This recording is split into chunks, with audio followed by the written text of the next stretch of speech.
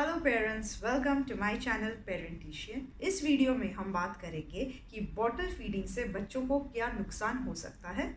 अब इस वीडियो को टाइप्स ऑफ मिल्क के साथ कंफ्यूज मत कीजिएगा। अब हम इस बॉटल में चाहे फॉर्मूला मिल्क दे रहे हैं, चाहे पंप किया हुआ ब्रेस्ट मिल्क दे रहे हैं, या तो फिर बच्चा 1 साल का हो गया उसके बाद हम इसके अंदर गाय का दूध दे रहे हैं। बॉटल से देने की वजह से क्या प्रॉब्लम हो सकता है, ये वीडियो सिर्फ उसी टॉपिक के रिगार्डिंग है। इस वीडियो का जो कंटेंट है वो कुछ इस तरीके से रहेगा कि सबसे पहले हम बात करेंगे कि बॉटल से क्या क्या प्रॉब्लम हो सकता है, उसके बाद ये प्रॉब्लम के एग्जैक्ट रीज़न क्या है, फिर हम बात करेंगे कि अगर बॉटल नहीं तो दूसरा ऑल्टरनेटिव कौन सा है, क्योंकि बॉटल्स सिर्फ बेबी के लिए ही नहीं, मम्मी के लिए भी बहुत ही ज़्यादा कंफर्टेबल होती है, स्पेशली फॉर वर्किंग मदर्स। तो उनके पास दूसरा ऑल्टरनेटिव क्या है। मेरी एक दोस्त है जिसका बेबी 4 मंथ्स ओल्ड था जब उसने जॉब शुरू करी थी। अब उसका बेबी 11 मंथ ओल्ड है और उसने अब तक बॉटल ख़रीदी ही नहीं है। तो वो किस तरीके से मैनेज कर रही है वो मैंने बताया हुआ है इस वीडियो में। और एंड ऑफ द वीडियो में I will tell you one interesting fact related to bottles. So let's quickly get started.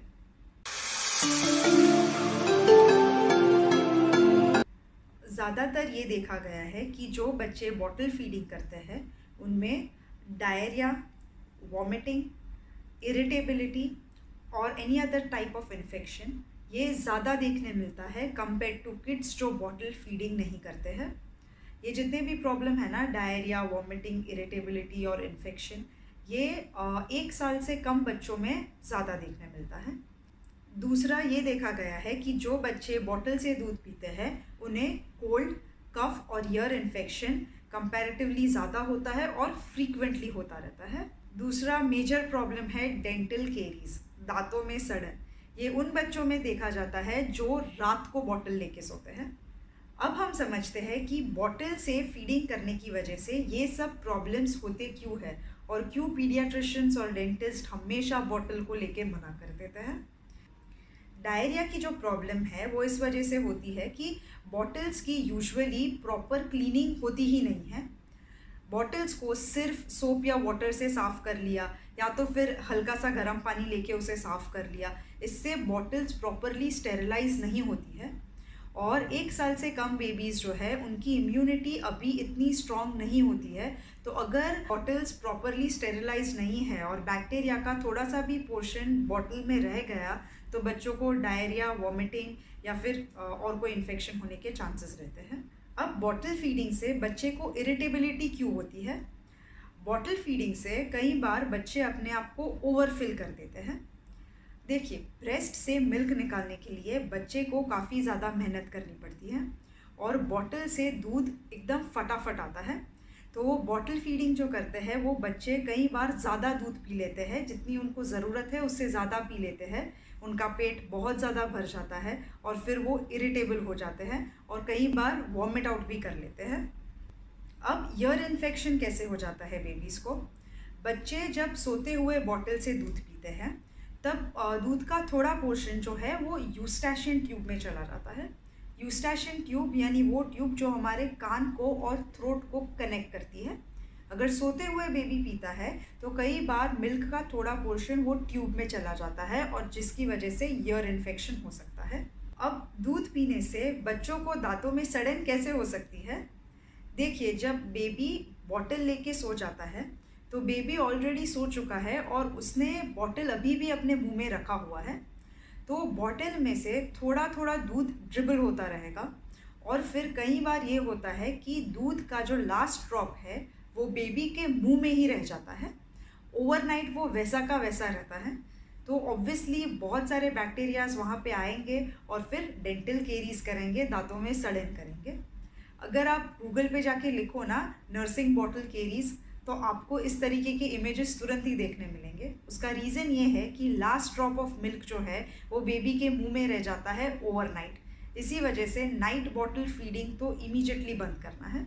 अब यही रीज़न की वजह से बेबी को कफ और कोल्ड भी हो सकता है कि लास्ट ड्रॉप जो है वो मुंह में नहीं है, कहीं थ्रोट में रखा हुआ है और ओवरनाइट बेबी स्वॉलो नहीं कर रहा है तो वो वैसा का वैसा ही है। तो बैक्टीरियाज वहाँ पे आएंगे और वो बेबीज़ को जल्दी कोल्ड और कफ का प्रॉब्लम हो जाता है। अब इस पे कोई आर्ग्यूमेंट कर सकता है कि ब्रेस्ट फीडिंग में ये प्रॉब्लम क्यों नहीं हो सकता, ब्रेस्ट फीडिंग करने वाले बेबीज़ भी तो ब्रेस्ट फीडिंग करते करते सो जाते हैं, तो उनमें ये प्रॉब्लम्स क्यों कम देखने मिलते हैं। सी इसका रीज़न ये है कि there is something called as active sucking and passive sucking. Active sucking मतलब बेबी जो है वो प्रॉपरली सक कर रहा है, एंड पैसिव सकिंग यानी बेबी जो है वो सिर्फ ऑलरेडी बेबी सो चुका है, वो सिर्फ अपना मुंह हिला रहा है। अब ब्रेस्ट से दूध निकालने के लिए बेबी को एक्टिव सकिंग करना ज़रूरी है, और बेबी जब एक्टिव सकिंग करके दूध पी के ऑलरेडी सो गया है और पैसिव सकिंग के मोड में आ गया है, तो वो टाइम पे यूजुअली ब्रेस्ट में से दूध निकलना बंद हो जाता है। वेयर एज बॉटल में पैसिव सकिंग के टाइम पे भी दूध फ्लो होता रहता है।